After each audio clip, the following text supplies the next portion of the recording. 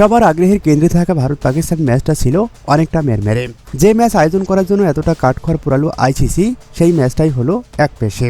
টি-20 বিশ্বকাপে গ্রুপ পর্বের ম্যাচে পাকিস্তানকে 61 রানের বিশাল ব্যবধানে হারালো সূর্যকুমার যাদবের দল।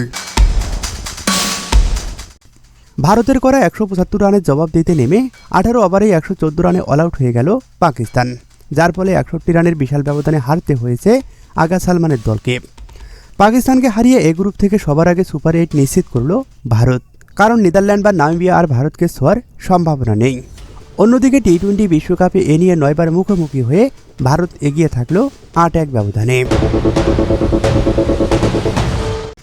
এই জয়ের ফলে 3 ম্যাচে সর্বোচ্চ 6 পয়েন্ট নিয়ে নিজেদের গ্রুপ পর্বে সবার উপরে অবস্থান করেছে সূর্যকুমার যাদবের দল।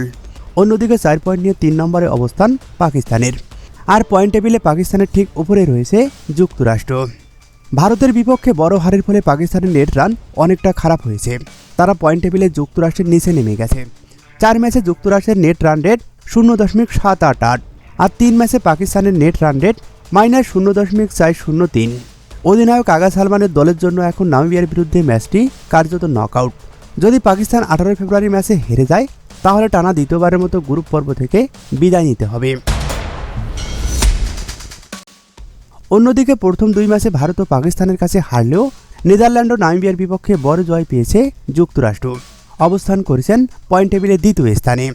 তাদের গ্রুপ পর্বের ম্যাচ সব শেষ, তাই এখন তারা চাইবে নামিবিয়া যেন পাকিস্তানকে হারায়, তাহলে তারা উঠে যাবে সুপার 8-এ। পাকিস্তানের বিপক্ষে জেতার সুযোগ হাতছাড়া করে নেদারল্যান্ড, পরে যুক্তরাষ্ট্রের কাছে বড় ব্যবধানে হেরে যায়। তাত্ত্বিকভাবে এখনও সুযোগ থাকলেও ভারতের বিপক্ষে ম্যাচ থাকা শেষ ম্যাচে তাদের সম্ভাবনাও কার্যত শেষ বললেই চলে। গ্রুপে এখন একেবারে শেষ মুহূর্তের উত্তেজনায় ভরা। পাকিস্তান নামিবিয়া ম্যাচই ঠিক করবে দ্বিতীয় দল হিসেবে সুপার 8-এ কে উঠবে, পাকিস্তান নাকি যুক্তরাষ্ট্র।